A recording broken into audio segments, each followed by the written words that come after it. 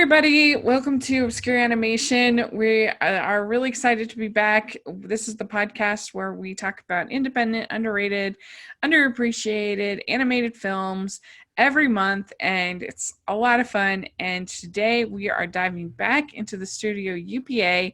We covered their shorts in July, and now we're talking about two of their feature films. And I'm film critic Rachel Wagner, and Stanford is here. Hi.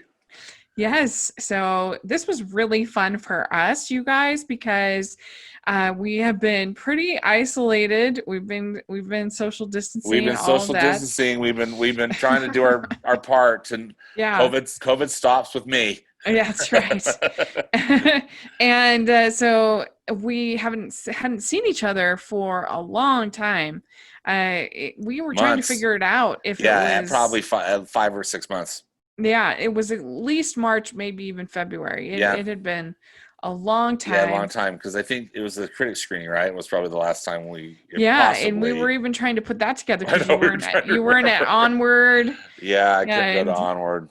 Yeah, and so I don't even know. It has been a long time, and we decided to finally like take a little risk, branch out, and you were kind enough to have me over to your home, and we watched these two movies last week, and we still kept enough distance. Don't worry, we obeyed the rules. Socially distancing, we followed the rules. Yeah, and I think we wanted to stay well.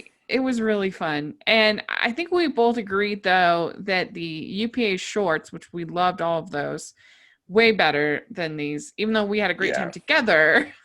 Yeah, it was so fun to hang out in person and to watch these films. But yeah, the shorts are sure different from these two. And these were the only two feature films that the studio did. And I guess maybe we can be grateful.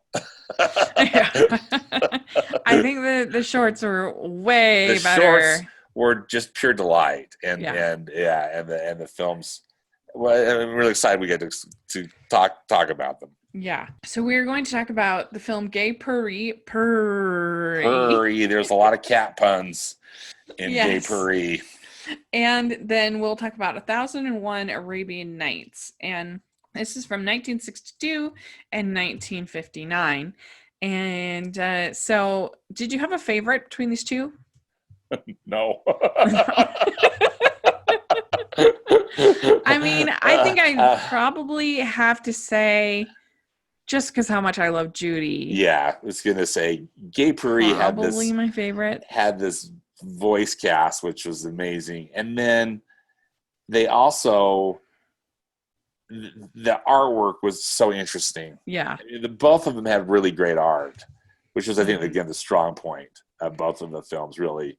Yeah. Of course, with the exception of Judy Garland, who's just, so fantastic. But, so I guess I'd lean probably more towards Gay Purr-EE, but I didn't think either film was really great.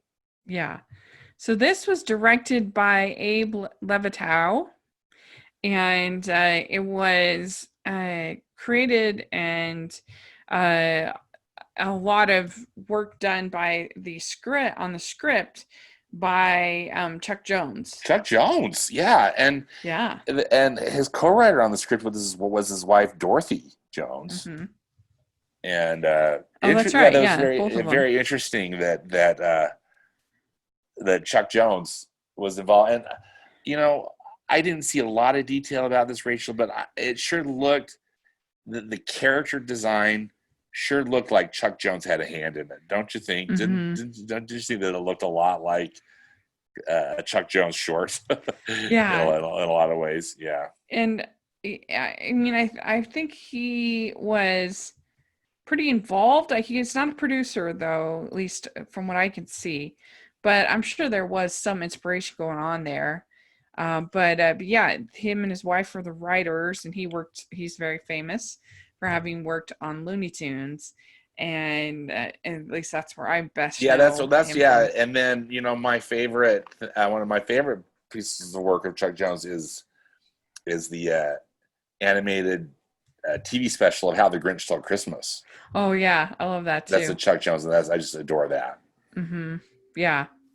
And I think probably the biggest standout of this movie is Judy Garland. Oh, I mean, hands down. I mean, what a yeah. coup that they were able to get her Yeah.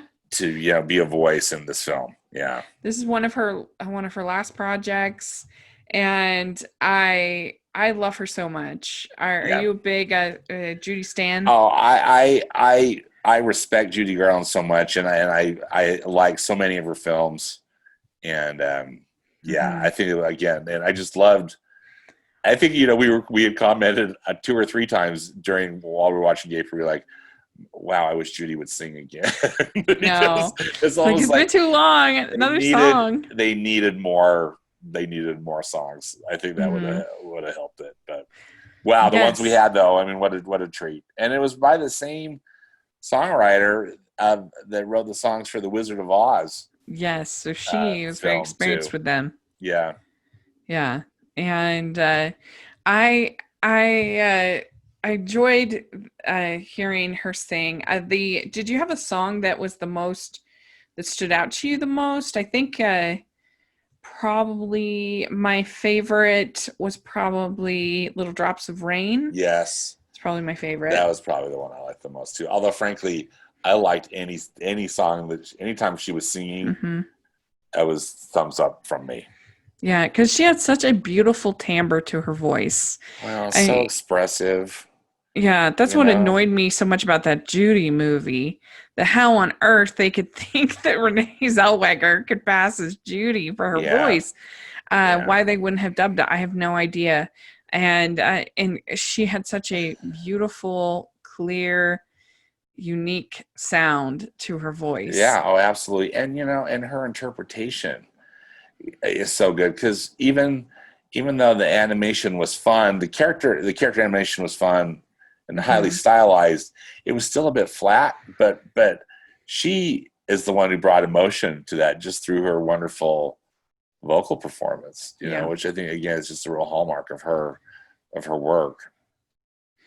Yeah, there's just a warmth there, and also kind of there's always a bittersweet feeling to hearing Judy sing. It's heartbreaking. It's kind of heartbreaking, isn't it? Too. Yeah. And a couple of years ago, the Academy Awards they had an ad that was like famous moments, legends, or whatever. And they had Judy winning her teen honorary, whatever, her Oscar that she got. And then they had Liza winning hers. And I just kind of thought, like, boy, that is so tone deaf to me. I mean, yes, they had incredible careers, but it was just so. I mean, Liza's still with us, but it's so bittersweet, you know, and especially what the studio system did to her, that kind of painting it as this. It just kind of rubbed me the wrong way. Painting it as this inspirational moment. I'm like, I don't know about that. Yeah. But I think her tragic. I really think her life just seems very tragic to me in so many regards, and that was also something I thought about anytime she was on the screen. Because even though this is a pretty fun, or is trying to be a pretty fun movie, although I think thematically it's a bit dark, as we'll get into. It's just, again, I think you said it right. It's bittersweet, really, anytime you hear Judy Garland, because even though she's singing happy songs, I think they're still tinged with some sadness, some regret. Just there's some other things with it, again, which is just part of her amazing gift. Yeah. Well, there's a lot going on in this movie. It's pretty complicated. It's complicated. And I'm with you. And which is kind of interesting, because it's like, it's so complicated. I wish it were more interesting. Yeah. Sometimes that'll happen. Like, something is so convoluted that it actually becomes kind of boring. And I mean, we were together having fun, and so it wasn't really boring, but it was kind of slow, and we just would end up sort of starting to talk Yeah, instead of about other watching the things, movie. just like, I need to be paying attention to the movie, but there was also that it would really get bogged down with some of So these yeah, things. so Judy plays a cat named Mousette, and Musette, they spell it Mewsette. yeah. So, ha ha ha. Again, cat, French cat puns. Yeah, a lot of cat puns. Yeah, yeah. And so she lives in the country. She really wants to go to Paris and the big city, and this is supposedly at the turn of the century. And she has this other cat, Jean Tom. Jean Tom. And it's spelled JAUNE dash Tom, TOM. And Jean Tom. Because I remember that, Rachel, just because she says it a lot, Musette said, like, Jean Tom, oh, Jean Tom. And, we'll get into the plot, but it's just like, but if you were missing him so much, why did you do what you did? But anyway, I digress. So, like, basically, they are in love, but he's not sophisticated enough for her to be tempting, kind of thing. Yep. He's too country. She wants to go to the city, and so she leaves, and he follows after her with his little sidekick named Robespierre. That's right. And the voices are interesting, Rachel, I thought, because Robert Goulet, the Broadway and singing star, plays Jean Tom, and then the actor Red Buttons is the voice of Robespierre, the little sidekick, who was kind of, frankly, a lot to me. He seemed to me a lot like LeFou from Beauty and the Beast. Maybe not so much getting beat up the way Gaston beats up LeFou, but just kind of a stooge. But he's kind of just a stooge. He's a stooge. It's perfect. Mm-hmm. And also, just the way their size difference. Jean Tom is like a full size cat, I guess, and Robespierre looks like a little kid, even though he's not. I think he was like his lifelong friend, but yeah. But is it just the stooge? Yeah, and so they go after her, and then she ends up meeting a cat that's up to no good on the train. Meow, not to be confused with Maurice, but Meow-Reese. And his whole scheme is incredibly confusing. That they're grooming her. They kind of tease her that she can become the belle of Paris, but secretly on the side, they're actually planning on selling her as a mail order money cat, or mail order bride. Mail order cat bride to this wealthy cat who lives in Pittsburgh, Pennsylvania. Yeah. And that's when they sing the song, The Money Cat. Money Cat song was trippy, wasn't it? It was interesting, that's for sure. Yeah. And so they then she's trying to kind of get away, but then there's also Jean Tom and Robespierre that are coming after her. But then they get sent to America. Meow-Reese gets somehow. I mean, he foils their plan and puts them on a boat that's going to are they going to Alaska? Yeah, Alaska. Again, convoluted. Yes. Yeah. And so that's when we get that Jean Tom has basically like a dream where he sees Mousette singing Little Drops of Rain. Yeah. And so it's supposed to be all like, never give up. It's like our Five Little Mouse Squids, Right. Somewhere out there kind of moment going on. Yeah. One interesting thing, too, so Meow-Reese, he's in cahoots with this Mademoiselle or Madame Rubens Schatt. I can't remember exactly how you pronounce her name, but she's voiced by Hermione Gingold, who actually, I thought this character was almost like Hermione Gingell's character in the film Gigi. Have you seen Gigi? Yeah, I can see that. Just because she's like this, she's training a courtesan, like part of the plot of Gigi.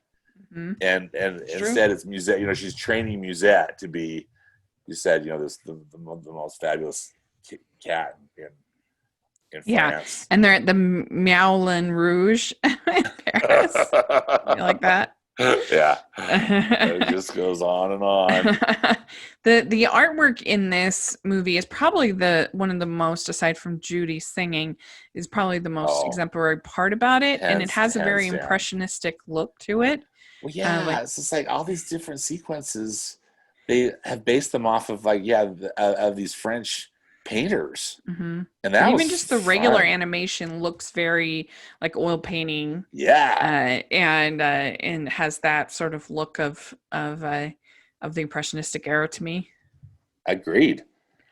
Yeah. I thought that was really a fun part. And I just bet that the artists probably had a lot of fun because, these artists, they're all well trained and would be very well versed, I think, in all this classic art. And it just showed. It was really, really a knock. The animation was really a knock. That was the one thing I was wishing I could see on the big screen.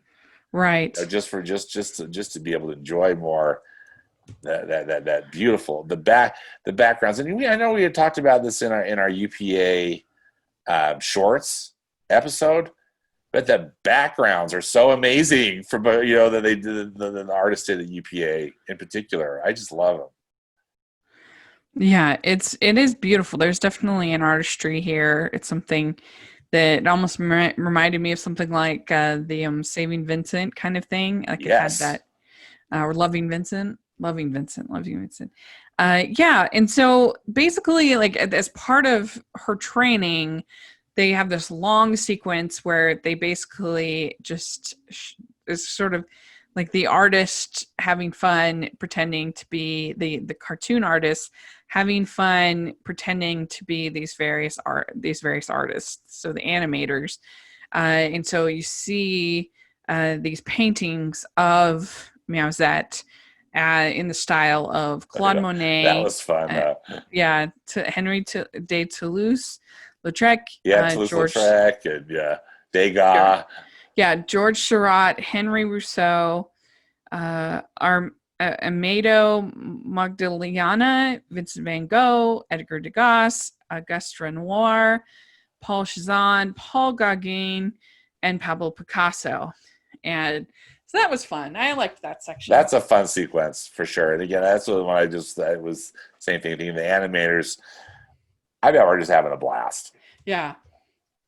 Yeah, you can even in the on the Wikipedia page it says it says in parentheses in the plot. This is in the plot. It says an opportunity for the animators to indulge in some artistic parodies. Yeah, that's a perfect way to say it. Yeah. So his plan is to send these paintings to this Mr. Fitt in Pittsburgh, and so then. He's going to pay off the Madame Rubens character and he uses a disappearing ink check. He dupes her. Yeah, he dupes her. He gives her a check, but it's no good. Mm-hmm. And which really, makes her mad. Yeah, I mean, I guess she'd have a blank check, but I don't know if she could. I thought about it, just like, well, you could just write it for them, but maybe they're fussier about handwriting, right? Right.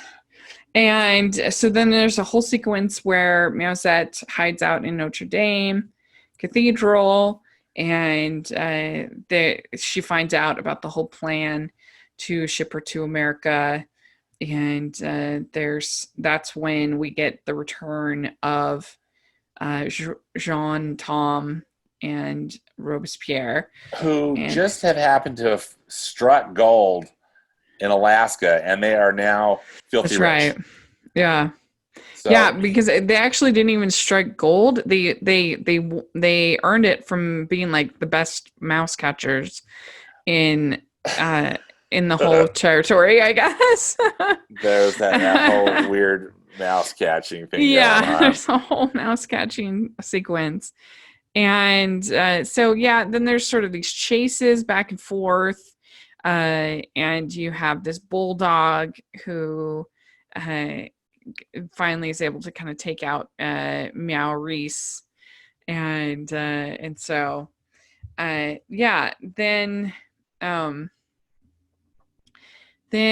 Meowsette, she's wandering the streets, and then she almost goes to America. And I guess that's actually, it's a little bit later when Jean Tom and Robespierre arrive. But anyway, there's a big fight scene between them, and they're able to beat Meow Reese.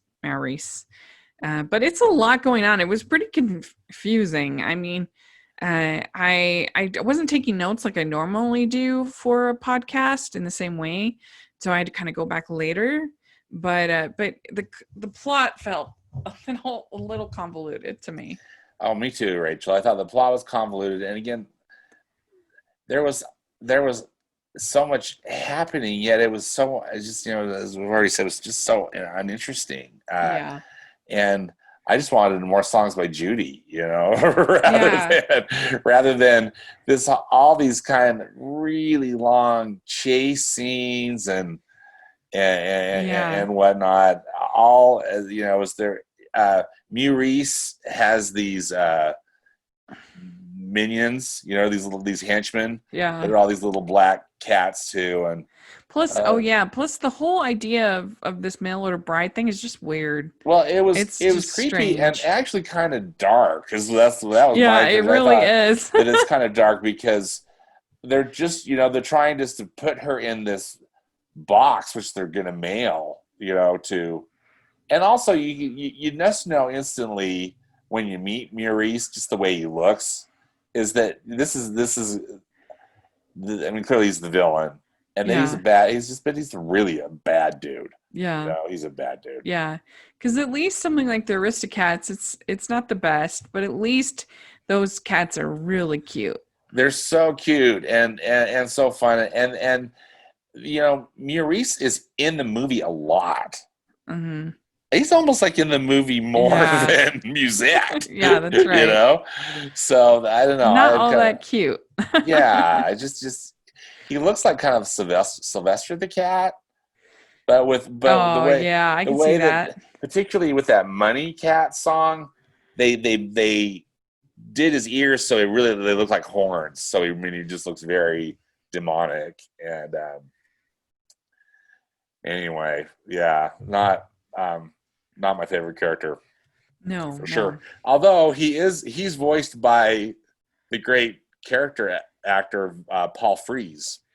Yeah, who's great. I mean, Paul Frees. Yeah, I mean, there's no problem with the voice.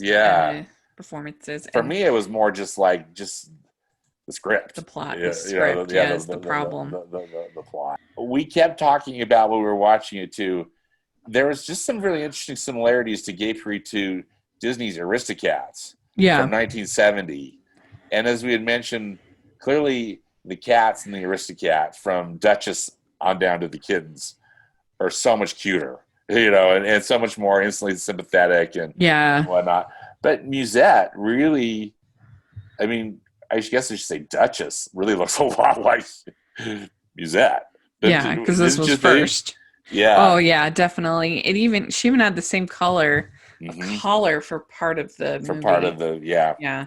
So I wonder how influential Gay Purr-Ee might have been on the team at Disney. I don't feel like, I mean, the plot in a way is kind of derivative but not really. Humans just with people getting kidnapped. I mean, cats getting kidnapped. Are involved too. Whereas in Gay Purr-Ee, you really don't see the humans. I mean, the cats are living with the humans, but they don't really. There's really not a human that's a main character, right? Yeah. So but it does have that element of kind of mystery. Other than the guy on the boat to Alaska, they never show his face. They only show his hands, and you hear his voice. Who befriends Jean Tom. But this has to be, it seems like the only human in Gay Purr-Ee, right?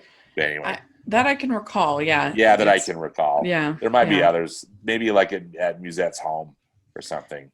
But I wouldn't be surprised if this was, a little influential on the Aristocats. Yeah. Because there's certainly enough times they would have seen it. Yeah. And yeah, so it's interesting to see what another studio comes up with, and what they tried to do in 1962. All right, well, let's talk about 1001 Arabian Nights, and this was 1959, so this was before.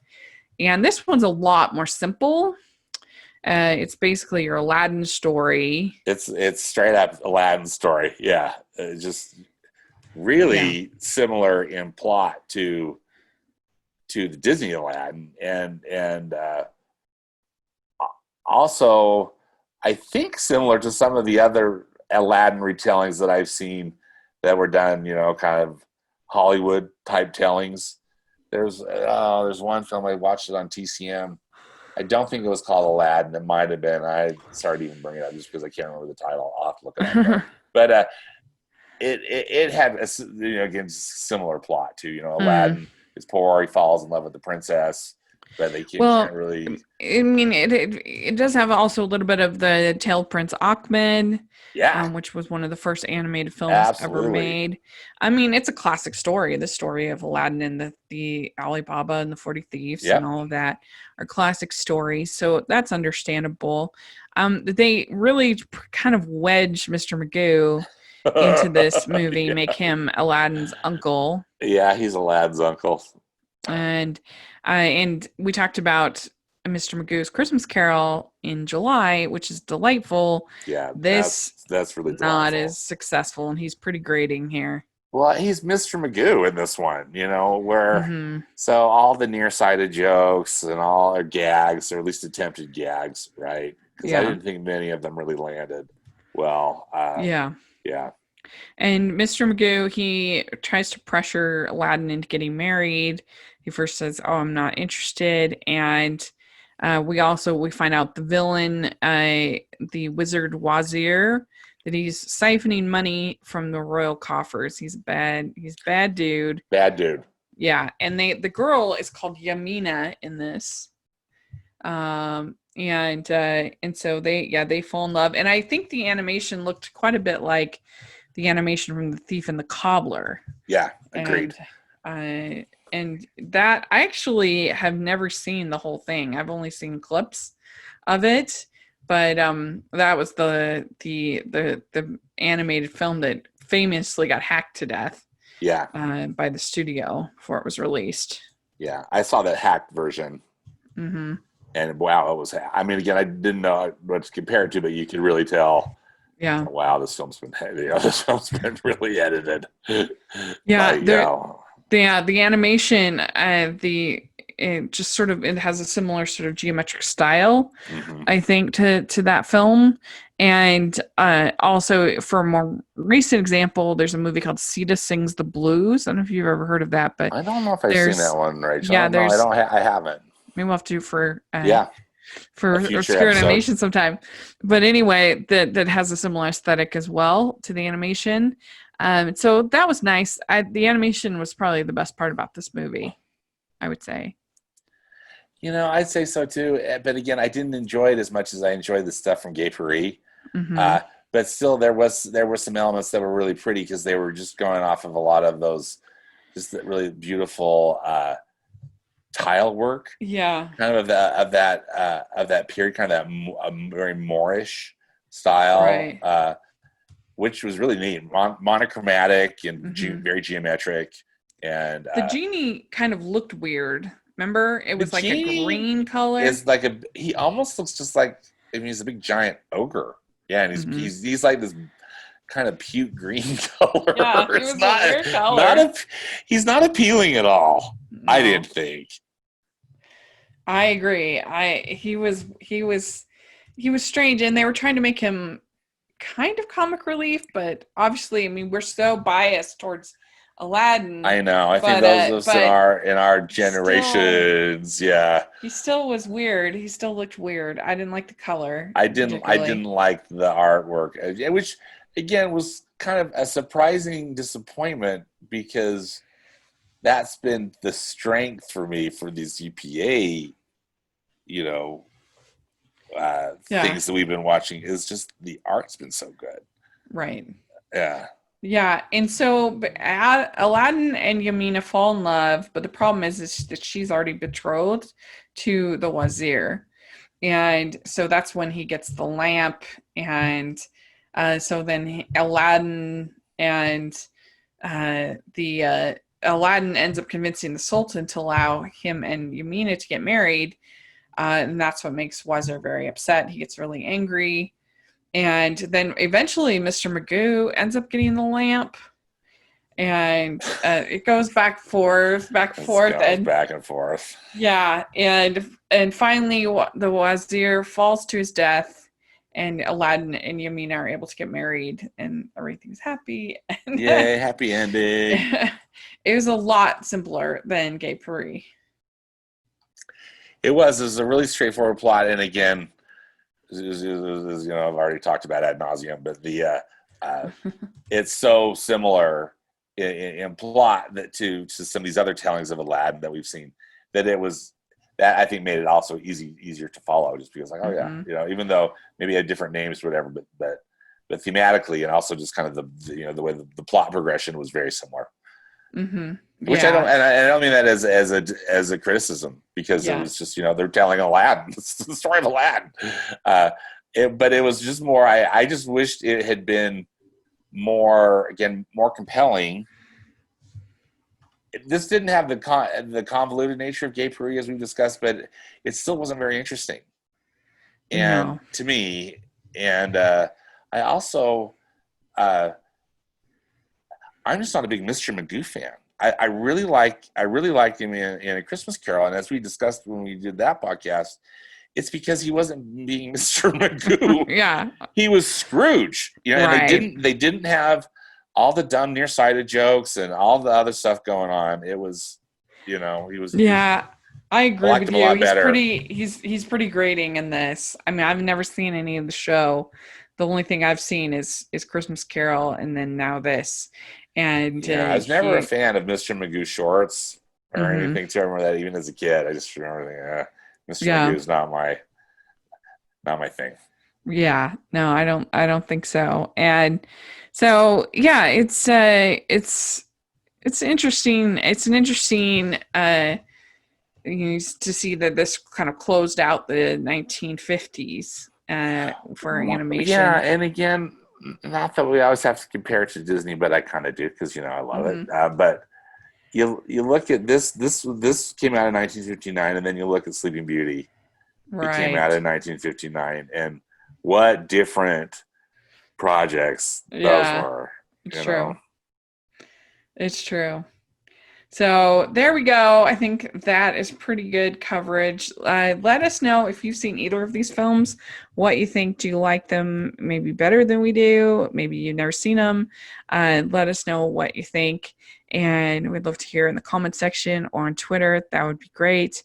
And if you have any ideas or suggestions for obscure animation, that would be wonderful. In the comment section, we'd love to hear your thoughts.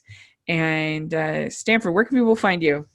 On Twitter, I'm at Stanford Clark, and I have a movie blog and podcast at moviespastandpresent.com. Great. And you can find me at Rachel's Reviews, all of our social media, iTunes, YouTube, and on Rotten Tomatoes. So please check that out. And over at Rotoscopers Podcast, I'm there as well. So thanks again. And if you're listening on iTunes, if you give us your ratings and reviews, and if you are watching on YouTube, if you could give us a thumbs up and subscribe to the channel, that means so much to us. We really appreciate it. We'll also have our merch store, which has Animation Junkie, #Animation Junkie t-shirts. So check that out. And then we also have our Patreon group, which we have a lot of fun in there. And so take a look at that. And thanks so much, everybody. And we'll talk to you all later. See you all next month. Bye.